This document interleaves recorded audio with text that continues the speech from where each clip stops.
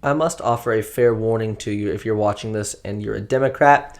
You're not going to like this video. Now, I encourage you, Republicans, Democrats, Independents, everyone, to watch this because what I'm going to do is give you the facts about Tim Walz's background and tell you why you should or should not vote for him and Kamala Harris as you try to decide who to vote for this November. I'm going to do the best I can to keep as much of my own opinion out of it, if you can believe it. I'm going to do the best I can to keep all my opinion out of it. So if it sounds biased, that's only because it's a Walz's record. I can't do anything about it. I'm bringing you the facts. And this is why, basically, I don't think you should be voting for Tim Walz and Kamala Harris. So you can click off now, but if you want unbiased and negative, yes, but true reporting on Tim Walz and his background, stick around because that's what we're going to do today on Fight and Revive with Adam Boyer. America is no longer one nation under God. Are you ready to fight for revival? Well, then you've come to the right place. Welcome to Fight and Revive with Adam Boyer.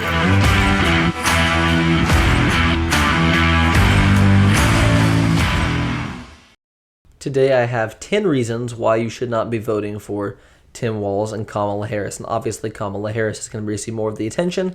I've been intrigued with Tim Walz's record coming into this race. And most of the time people don't vote for president based on the vice president.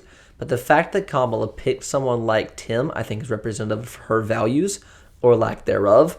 And so I'm going to tell you why I don't believe Tim Walz's character or positions are worth you voting for. Number one, he abandoned his Minnesota National Guard unit before deployment to Iraq around June 2005, just coincidentally, a few months after filing for a congressional campaign on February 10th of the same year. So, yeah, very interesting. He's running for Congress, and I believe, as I've heard, he was talking about how, he would be deployed overseas, and maybe his wife would be taking over parts of the campaign if he ended up being deployed.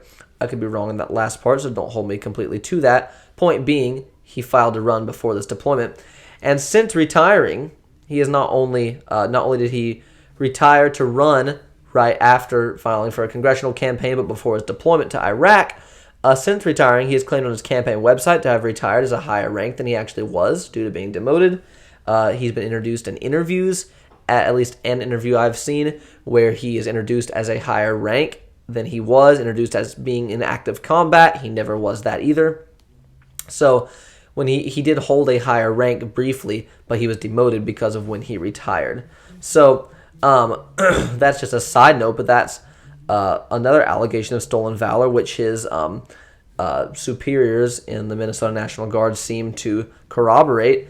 So not only did he retire right before that deployment, the liberals will claim, his defenders will claim he did not know, but his superior disagrees. His superior, who was interviewed on CNN, said that Walz was fully aware of the fact that they were going to be deployed. They didn't get the official word, but per his superior, they knew about 3 months in advance that they were going to be deployed to Iraq before the official word came down. Here's an article from Fox News on the matter. Retired National Guard member alleges Walz left his unit in CNN interview. He went around me. It should also be noted that CNN cut him short on the interview, claiming his connection was bad, which it was a little spotty, but it was fine. The interview should have continued. But you could tell the anchor had the producer in her earpiece. They brought him on ostensibly to kind of clear things up and clear up the confusion, talk about what a great guy Walz was. He did not, and I think that surprised CNN a little bit, so they cut him off. Here's the article from Fox News. Tim Walz's former military superior made claims that called into question the Minnesota governor's conduct in the U.S. National Guard during a CNN interview. Former National Guard Command Sergeant Major Doug Julin appeared to bolster criticism that Walz abandoned the unit with his account of the former guardsman going around him to leave the National Guard before his team went to Iraq. He relayed to CNN anchor Laura Coates that Walz and the whole unit, including my boss, commander of the command team, had multiple meetings to discuss deployment months before Walz sought retirement. According to the former Sergeant Major, Walz was at each of these meetings. Julin also asserted that in the lead up to deployment, Walz assured him he was going to join the battalion in Iraq. However, he told Coates that in June 2005, he found out that Walz had quit without telling him, having gotten permission to retire from a higher level officer, a break in protocol according to Julin. Tim Walz knew the process and the procedures. He went around me and above and beyond me. Basically went in there just to get somebody to back him. It was just a backdoor process, he told Coates. And there's a lot more to that article. For the sake of time, we're not going to go further into it. A lot of that is fact. Some of it we cannot completely confirm. It's the word of his former sergeant major commander. I believe I'm pronouncing that rank correctly. But you might say, watching this, Mr. Democrat or Independent or whoever, you might just say, well, that's all hearsay, and stolen valor, it actually isn't that big a deal. He says he served, he was in a war scenario using weapons of war. That's another thing I didn't even mention yet. And he wasn't, maybe he just got confused, or, he abandoned his unit, but yeah, maybe he didn't know ahead of time. So, it's all hearsay. Let's just say you can accept that. Moving on. Tim Walz's $250 million state program to feed hungry kids fraudulently spent on luxury goods overseas and overseas real estate. Between 2022 and 2024, 70 people have been charged in connection with the fraud scheme that resulted in a $250 million loss. Also from Fox News. Minnesota Governor Walz is facing a renewed scrutiny for a $250 million COVID-19 fraud scandal in Minnesota that critics say fall on his shoulders as governor. So, more of that going on. I'm not going to get into all the details of that. That one's less important in my mind. But remember how back in COVID, it seems like a lifetime ago, we were all talking about how the COVID money was being misused and the funds were being misappropriated. It looks like some of that happened during COVID as well. So, yet another thing there. You can go look up the whole article yourself. We're not going to spend a whole lot of time on it. We're going to move on.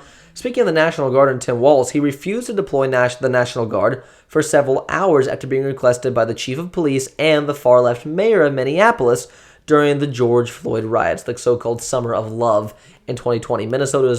Minneapolis and Minnesota were being burnt to the ground.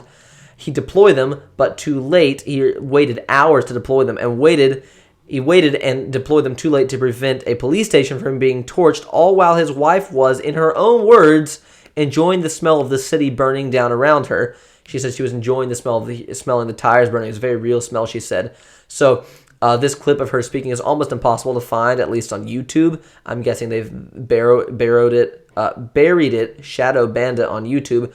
But I was finally able to pull the video, so here that is of Tim Walz's wife. But before we get to that video, let me remind you real quick, subscribe to the Fight and Revive YouTube channel for more of this in-depth, the most conservative commentary and analysis you will find online. I would say those first days, when there were riots, I could smell the burning tires. And that was a very real thing. And I kept the windows open for as long as I could because I felt like that was such a touchstone. And Walz has not disagreed or refuted his wife's comments since that.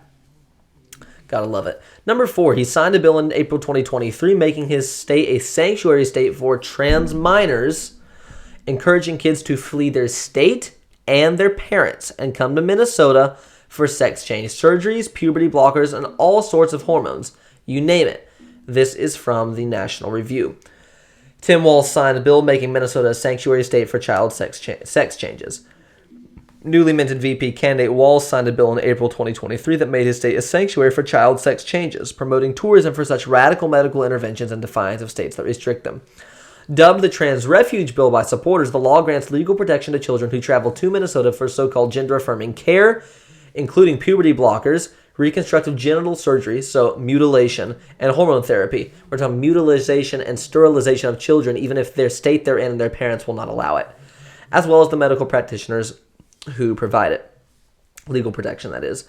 The law prohibits Minnesota courts or officials from complying with child removal requests, extraditions, arrests, or subpoenas related to a child sex change procedures received in Minnesota, even if they're a crime in another state.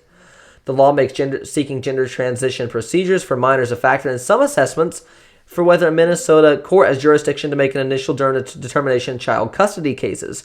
It also gives courts temporary emergency jurisdiction if a child comes to Minnesota from a state that refuses the procedures. So, literally just taking a child, a very confused, perhaps child coming out of a public school where a wacko teacher's been telling him he's actually a girl and he's a boy, and saying, yeah, you can come to Minnesota and we're going to do all that to you. We're going to mutilate you, potentially sterilize you. This type of law was so radical, freaking Gavin Newsom in California vetoed a bill similar to this, I think, last year. And Tim Walz signed it. Tim Walz is more radical, I'm not joking you, than Gavin Newsom. So, number 5, and I'm just going to say here, this point is about COVID. And at this point, based on the data I know, a lot of you viewers will likely click off this video as so often happens when COVID is brought up. But I encourage you to stay because this is important to hear. Mr. Mind Your Own Bleeping Business, that's his new campaign tagline, has established during COVID a COVID hotline wherein a person could call the hotline to report their neighbor or someone else they saw if they suspected that person of being a Jew. Excuse me, I don't know how that got in there. Violating his arbitrary and unscientific stay-at-home order and social distancing rules. By the way, for the Jew reference, if you know your World War II history, you'll understand the comparison I'm making between reporting your neighbor as a Jew and reporting your neighbor as breaking the stay-at-home order.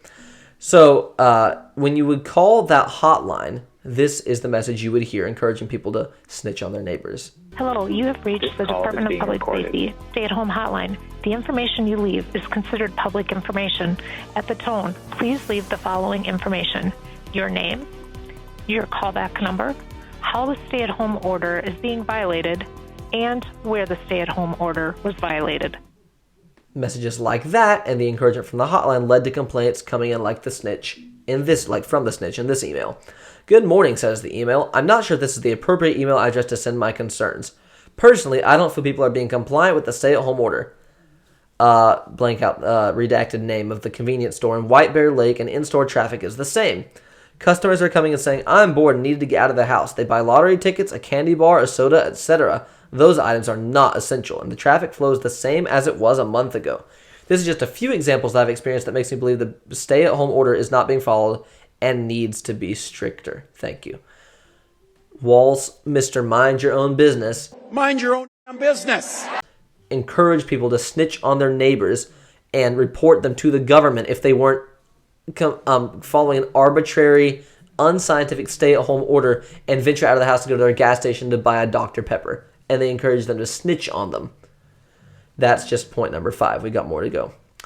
Number 6, of course, how could I go any further without mentioning Tampon Tim, as he's been so affectionately nicknamed, signed a bill mandating tampons in all restrooms, including boys' restrooms in Minnesota public schools, down to grade 4. That'd be about 9 years old. And here's a sort of fact check from the Daily Wire. Did Tim Walz really put tampons in the boys' bathroom? And I apologize, I clicked away from that. Sorry for the delay. Minnesota Governor Tim Walz has taken a lot of heat in the days since he was tapped as Vice President Kamala Harris' running mate for signing a law requiring free menstrual products in public school bathrooms. Conservative critics have dubbed him Tampon Tim and accused the governor of putting tampons in boys' bathrooms as well as girls. So did Walz really sign a law requiring tampons in boys' bathrooms? The answer appears to be yes. Minnesota public schools are required to stock menstrual products in the restrooms for all, quote, menstruating students, unquote, which would include trans-identifying girls who use the boys' bathroom. So while the language of the bill may have been intentionally vague, it was part of a broader push by Walz and his allies to have Minnesota schools enforce transgender policies, some of which go far beyond tampon dispensers. And I was watching I was listening to a CNN interview clip earlier where they were talking to each other, and it was like, and they were attacking the Republicans. It was the classic, they were attacking Republicans for saying, gasp, you don't want free tampons and all other products of that nature in public school bathrooms? Do you think students should have to pay for them? No one's making that argument. Well, the point we're making, as is obvious, we don't need to explain. The liberal media knows this, but they're lying by omission. Boys don't need them. Why am I even saying this? This is, everyone who's watching this knows this. I don't care if you agree with me or not. You know this. People, supporters of that bill, Tim Walz, know this. Boys don't need it. Boys do not use them. They've never have and never will. Tim Walz is a radical. He's putting those dispensers in the boys' bathroom. We've seen articles of boys tearing those things down from the wall, and good for them. Keep it up. Number 7. In light of the recent events of a lady in the UK being arrested for a social media post, I thought it might be appropriate for those who think, that could never happen in the US. We have the First Amendment. Whew. Good thing that only happens in the UK and Canada and every other country in the world. The lady was arrested in the UK for an inappropriate or a social media post the authorities deemed inappropriate. I thought it might be interesting for you who thought, well, good thing that could never happen in the U.S. to hear this clip from Tim Walz. I think we need to push back on this. There's no guarantee to free speech on misinformation or hate speech, and especially around our democracy. Right. Nothing like that could ever happen in America. Number 8, he changed language in the Minnesota Human Rights Act so that pedophilia, I am not joking you, would now be considered gender orientation. Section 47 of the Minnesota Statutes 2022, Section 363A.03, Subdivision 44 is amended to read, sexual orientation means, it went from saying, means having or being perceived as having an emotional, physical, or sexual attachment to another person without regard to the sex of that person, or having or being perceived as having an orientation for such attachment, or having or being perceived as having a self-image or identity not traditionally associated with one's biological maleness or femaleness. Sexual orientation does not include a physical or sexual attachment to children by an adult. Okay? That part was in there. They changed that to now read, to sexual orientation means to whom someone is or is perceived of as being emotionally, physically, or sexually attracted to based on sex or gender identity. A person may be attracted to men, women, both, neither, or to people who are genderqueer, androgynous, or have other gender identities. Not only is it just more insanity, everyone knows there are only two genders. I don't care how radical you are. Deep down inside you know it. There are only two genders. Genderqueer, androgynous, etc. They don't exist. It's all in someone's mind. It's completely made up. They intentionally took the time to take out the part, sexual orientation does not include a physical or sexual attachment to children by an adult. And the critics of the bill will say, well, that part was already covered under other state law. Child abuse is already, condemned by other state laws, so it doesn't really matter. Then why'd you take the time to change it? Why are you going out of your way to move that from the bill and downgrade pedophilia to just being sexual orientation? Number 9, Tim Walz signed a bill allowing unlimited access to abortion in Minnesota. The bill he signed would literally allow someone who's coming in to give birth to a child to literally just change their minds and abort the child. And abort almost sounds too sanitary. Literally, it's abortion up until the moment of birth. It sounds too sanitary. They would murder the child. This bill would allow people that Tim Walz got passed in Minnesota, would allow anyone to kill a child during a pregnancy. They murder the child by any means necessary. That could constitute something as simple as leaving the child out on a cold metal table sitting nearby, leaving the child to die from lack of care. It could be something as simple as that. They could literally be ripping the child limb from limb. That does happen. And the body parts disposed in the garbage. That does happen. I'm dead serious. You don't have to believe it, but if you find the facts on abortion, that's how it can and oftentimes does work. I made a video very recently about Tim Walz and 8 babies who died after an abortion, a failed abortion attempt. They died because they weren't afforded the care they needed to keep them alive. And I'm just a brief recap of that. Tim Walz, and by extension Kamala Harris, is here for abortion to the moment of birth. He signed the bill, and that has resulted in just a ton of death in Minnesota of innocent children. And by extension, Kamala Harris, again, is here for it. In 2021, per Minnesota Department of Health information, physicians performed 5 abortions that resulted in a baby's live birth. No measures were taken to, quote, preserve life of 3 of the babies who were pre-viable, while the other 2 received comfort care. Tim Walz's response was to remove language from the Minnesota law which stated that all reasonable measures shall be taken to preserve the life and health of the born alive infant, to now simply read care for the infant. Here's the article. Briefly, we'll run over it from the Daily Signal. 5 things to know about Tim Walz. Point 3 in their article. In January 2023, Walz signed into law Minnesota legislation that includes no limitations on when a woman may end the life of her unborn baby. To Minnesotans, you know that your access to reproductive health and your right to make your own healthcare decisions are preserved and protected. Walz said of the so-called Protect Reproductive Operations Act. And lost my spot here, I apologize. And because of this law, that won't change with the political winds and the makeup of the Supreme Court. The legislation reads, every individual has a fundamental right to make autonomous decisions about individuals' own reproductive health, including the fundamental right to use or refuse reproductive health care. Reproductive health care is, of course, a euphemism, as the article points out, for abortion. This stuff is brutal. Tim Walz is an evil, evil man. And as far as it being women's health care, I thought Laura Clausen made an excellent point. Laura Clausen is the head of Choice 42, and I thought she made an excellent point on this. If I can find it here. Give me a second to pull up. Laura Clausen says, if you're not the one having your limbs ripped off, like I already mentioned, your skull crushed, your torso or head injected with poison, your supply of oxygen and nutrients cut off, your body torn apart by suction, then no, it's not your body and it's not your choice. And I could not have said it better myself. This is not about women's health care. This is about saving the life of innocent unborn children who have done no wrong. And lastly, point 10, Unsurprisingly, under this entire blanket, Mr. Mind Your Own Business doesn't see a problem with socialism, which he is defined, by the way, lest you forget. Oftentimes I think we just get caught up in these terms and throw them around. Socialism is defined as a transitional social state between the overthrow of capitalism, which we currently have in America, and the realization of communism, like they have in dictatorships across the world. Because, quote, one man's socialism is another man's neighborliness. According to Tim Walz, he actually said that. But we can get out there, reach out, make the case. And for one thing, don't ever shy away from our progressive values. One person's socialism is another person's neighborliness. Kamala Harris could have chosen a moderate, or really a faux moderate. There aren't really many moderates in the Democrat Party other than your occasional RFK type. Josh Shapiro is more moderate than Walz, but only incrementally. She could have at least picked someone who appeared that way. But instead, she chose one of the most evil, wicked, vile, immoral, radical, sinful, and un-American choices she could have possibly done in Tim Walz. Just a piece of human garbage, to be completely honest with you. A man who desperately needs the Lord, as we all do. She could have chosen someone else, but she chose Walz. And despite all this, millions of people are going to vote for the two of them in November because Donald Trump is a threat to democracy or something.